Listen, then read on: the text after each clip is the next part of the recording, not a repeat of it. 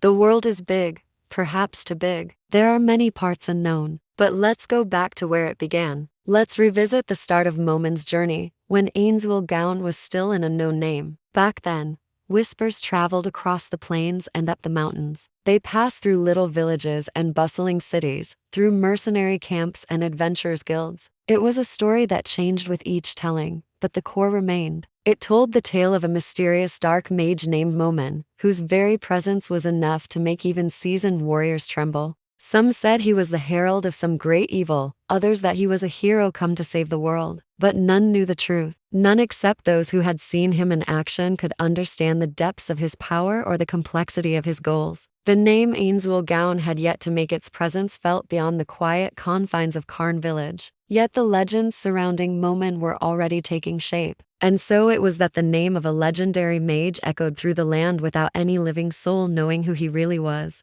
Meanwhile, in the bustling city of Rantel, within the heart of the Adventurers Guild, the daily routine was about to be disrupted. As the sun streamed through the high windows, casting dancing shards of light across the busy room, the usual cacophony of activity was in full swing. Adventurers, mercenaries, and treasure hunters crowded around the notice board, poring over new quests, comparing notes, and swapping rumors. Suddenly, the door to the guild hall swung open, admitting two figures who seemed out of place amid the boisterous energy. One was clad in dark, almost black noble robes that flowed around him like a second skin. Even with his head downcast, there was an undeniable air of mystery and calm that clung to him. The other was a tall warrior woman whose entire frame was encased in gleaming full armor. Her visor was raised, revealing a face as impassive and unreadable as the steel that protected her. She stood ramrod straight, exuding an aura of quiet confidence that demanded attention.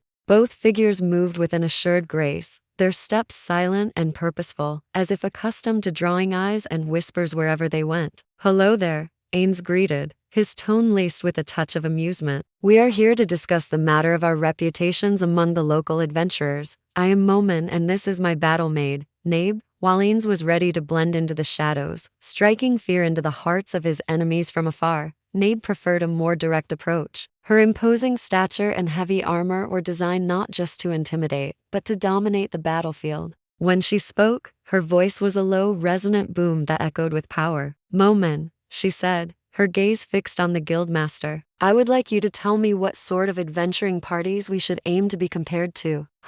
A powerhouse healer, a holy knight, a swordsman who can split boulders in two with a single blow, and a thief who can slip through the fingers of time itself." The guildmaster thought for a moment. Ah yes, the Salamander. The party known as the Salamander was a formidable force in Rantel, comprised of 4 individuals, including a fire manipulator, a paladin, a warrior, and a rogue. They were renowned for their prowess. However, even such a celebrated group would pale in comparison to the true might wielded by Ains and Nabe. After receiving their temporary C-rank adventurer badges, they departed the guild, ready to carve their own path to glory. In the following days, Ains and Nabe took on various quests, each one serving as another stepping stone in their grand scheme. With each passing day, their reputation grew. As their victories mounted, the whispers started anew, carrying tales of a mysterious mage who commanded overwhelming power and an unyielding warrior who seemed unstoppable in battle. They became known as the Dark Hero and the Iron Maiden respectively. "We may be doing things a bit too quickly," Nabe remarked one evening as they sat in an inn, their faces partially obscured by the dim oil lamplight. Around them, hushed voices spoke of their exploits, but neither Ains nor Nabe seemed to notice. "It's fine," Ains replied, his tone betraying nothing of the thoughts racing behind his mask. "Even if we are a bit hasty, let them respect the name before they fear it. That is what matters most." As night fell, Ains and Nabe made their way to a small clearing on the outskirts of town, a secluded spot they had chosen for their base. The sky was a tapestry of stars, and the only sounds were the gentle rustling of leaves and the distant hoot of an owl. This solitary location was their sanctuary, a world away from the prying eyes and curious ears of the city. Within the safety of their camp, Ains allowed himself a rare moment of relaxation, a stolen luxury in a world where every move was scrutinized. But even in this moment of quiet solitude, Ains's mind was far from at ease. His thoughts were a labyrinth of plans and strategies, all aimed at securing the future of Nazareth and protecting it from the threats that lurked in this strange new world. Suddenly, a chilling wind swept through the trees, carrying with it an unnatural chill that sent shivers down Ains's spine. A dangerous premonition washed over him, a sense of foreboding that was as tangible as the sudden drop in temperature. This wasn't just a change in weather, it was a warning, a harbinger of danger. Whatever it was dark and powerful. As the full moon hung heavy in the star-studded sky, Ains and Nabe stood side by side before a hastily assembled war council, the urgency of the situation evident in the grim lines etched on their faces. Before them lay a weathered map spread on a rough-hewn table, marking the perilous journey that lay ahead. Ains traced a finger across the map, his touch lingering on a spot just outside the city walls where a cluster of moss-covered tombstones stood in silent vigil. A shiver ran down his spine as he recalled the nature of the mission they were about to undertake. Whispers had reached them of unsettling events in the old graveyard, tales of shambling corpses and an unnatural drain on life force. To investigate, Ains and Nabe were assembling a small team of trusted retainers.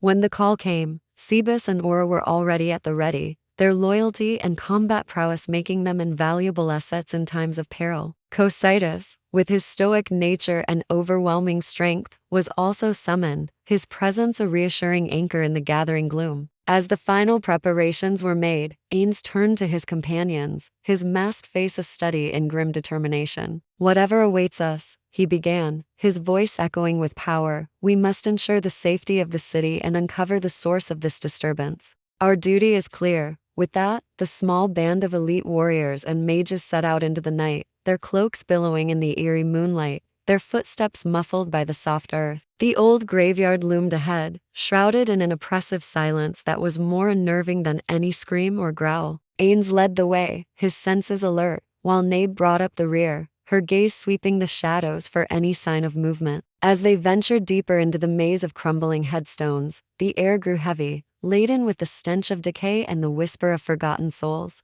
The full moon cast long, distorted shadows, twisting the familiar shapes of tombstones into grotesque visages that seemed to mock their bravery. And then they saw it, a horrifying spectacle that turned their blood to ice. Twisted figures animated by a sinister necromantic energy shambled towards them, their eyes burning with malevolent light, their limbs contorted at unnatural angles. At their head stood a cloaked figure, their back to Ains, their hands weaving intricate patterns in the air. Each gesture accompanied by the shriveled corpse of a rat or dog which would twitch, rise and join the ranks of the unholy horde. "It is a necromancer," Sebus whispered, his voice tight with grim realization. Ains remained motionless for a moment, his masked face impassive, but his senses keenly observing the unfolding scene. When he finally spoke, his voice was a low growl that rumbled with restrained power. "This is a grave matter indeed," he said, his words carrying the weight of his displeasure. "But it seems we have company. Shall we make their acquaintance?" A cruel smile tugged at the corners of his lips beneath the mask, and a glint of anticipation appeared in his crimson eyes. With a fluid grace that belied his immense power, Ains stepped forward, each movement precise and economical, like the deadly dance of a predator readying itself to strike. In an instant, the ground trembled as a colossal skeletal hand erupted from the earth, reaching towards the unsuspecting necromancer with bone-chilling speed.